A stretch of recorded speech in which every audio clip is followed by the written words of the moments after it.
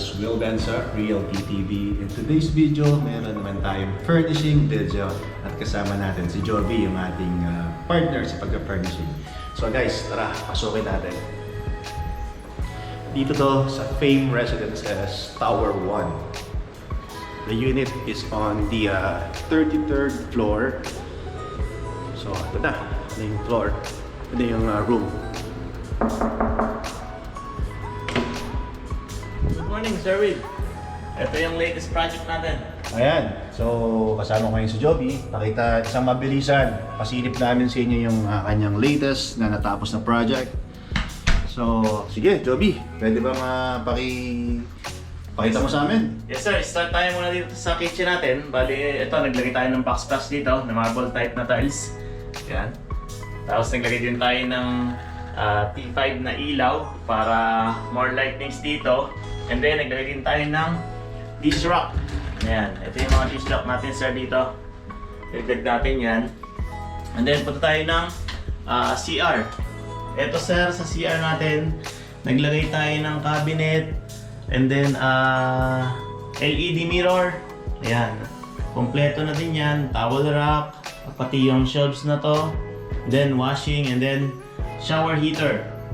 Yan. Sa Fame kasi sir, meron na siyang kasamang glass enclosure. Shower glass enclosure. Kaya as is na yan upon turnover. So, ayun. Dito tayo sir. Dito, naglagay tayo ng shoe rack. Siyempre, pagpasok, kailangan natin yung mga sapatos natin. 3 layer to.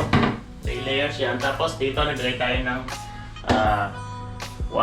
rep natin. And then microwave. Naglagay din tayo ng mga shelves. Ano to? Sir, ito pwedeng mga wine kung may wine ka, Okay. pwede mong ilagay dyan. Okay. Pang display or minsan gusto mong unwind. Oh. Tapos, Ganda nito, bago sir, yan. design. Tapos dito sir sa living natin, ito living. Yan, dito naglagay ito yung TV area natin.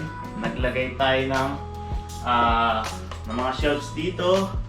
And then syempre kailangan natin maximize yung mga natin, yung mga cabinet natin, shelves, lahat. Yan, kasama yan. So ganda ng ginawa nyo dito, no? So kahit mataas siya, Yes sir. at Yan. hydraulic dahil Hydraulic na, yung sir, yan. opening dito sa taas. Yes sir. So, okay. So, meron ka namang chairs dito, no? Meron Pwede tayong- magamit. Yes sir. Tapos dito sir, ito na yung pinaka-dining table natin. Yan, pinaka-dining table natin. Naglagay tayo dito ng socket kung pwedeng gustong may mag-charge din. And naglagay din tayo dito ng drawer. Yan, mga drawer sir yan. Mga hydraulic na din yung mga kanyan. Mga soft close. So, maganda, no? May socket na rin dito. May socket na din sir. Tapos naglagay tayo ng mag-charge. cladding. Okay, bago yung cladding na Sir. ginamit ngayon, no? Yeah, upon request ni owner, nag-cladding tayo dyan ng marble type din. Okay. Tapos, yan, naglagay din tayo ng mga tingnan ko lang ilaw. to, no? Ang ganda nito. Yes, sir. Anything na palagay, pwede mong ilagay na display. Ganda rito kasi may ilaw. May ilaw, sir. Naglagay din tayo ng ilaw. So, ito, idea din ba to ni owner? Ito, sir. Ito na yung mga dati nating ginagawa din. Okay. Mga nakita lang ni owner na gusto niya. Ito na lang din yung ipapit niya sa unit niya. Okay. Tapos, sir, dito, sa side na to, ito yung natin, sofa bed. 3-seater sofa bed. Tapos, naglagay tayo ng full mirror dito. Request ni owner. Hindi tayo gumamit ngayon ng usually French yung mirror ginagamit natin. And nagpalagay siya ng accent wall na cladding. Naglagay tayo dyan. Para maiba naman. Yan. Tapos, ito, naglagay tayo ng shelves. And then, sa center table natin, request din to ni owner. Pwedeng medyo malaki. Yan. Pwede naman din ipasok to. And then, isa side lang. Tapos, naglagay tayo dito ng ceiling fan na with light. Yan. Pwede rin sila natin iba-iba ng kulay. Depende sa mood. Remote siya. Remote. Ito yung buong living room natin. Tapos, pagpasok natin dito, tinanggal natin wood partition niya. Pinalitan natin ng glass partition na pwede mong isara buong room. Yan. Tapos may may curtains. Yes, sir. Naglagay tayo Para ng for sheer privacy. curtains dito. Sige nga, paki-close. Konting privacy, sir. Oo nga. Ayan. Naglagay tayo dyan ng curtain. Okay. Sheer lang naman. Pero depende na sir kay owner kung anong curtain ang gusto niya ilagay dito. Kung po pwedeng... Pero pang pag dito sa living room na ano ba? Kita ba? Kita din sir, konti lang naman. Kung papatayin natin ilaw din. Okay. Ayan. Tapos paki-close nga to. Konting privacy lang sir na ano.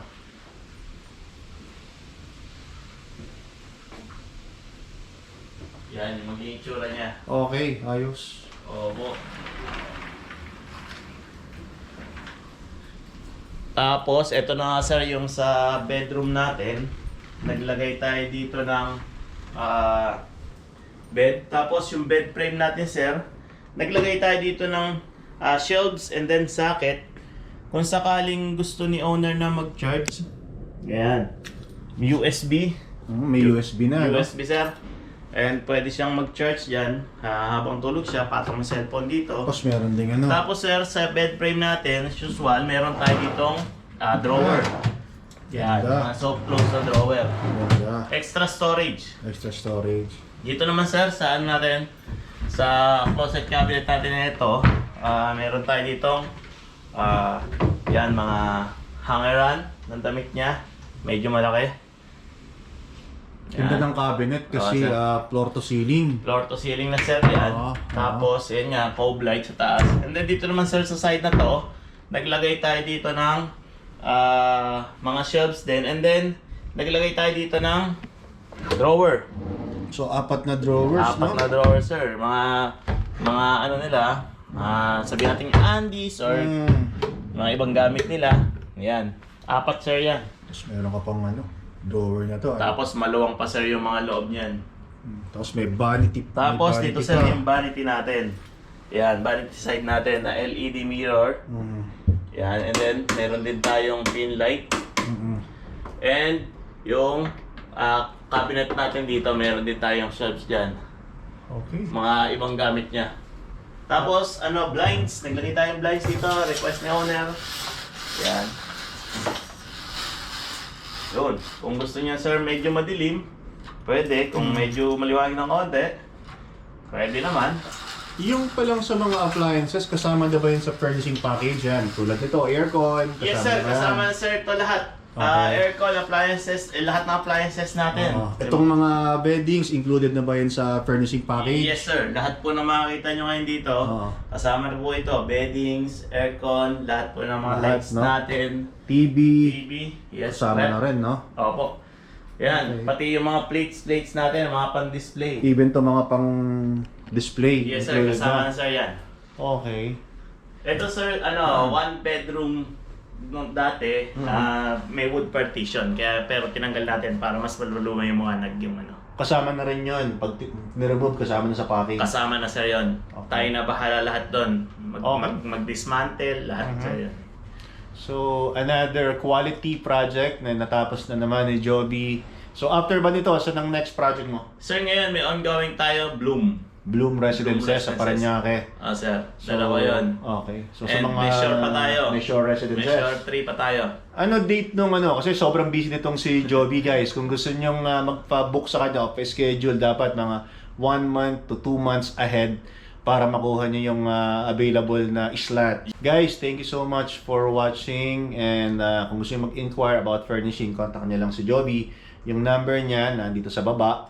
And also, don't forget to subscribe to my YouTube channel, Will Benza Realty TV. See you on our next video. Guys, thank you. Bye.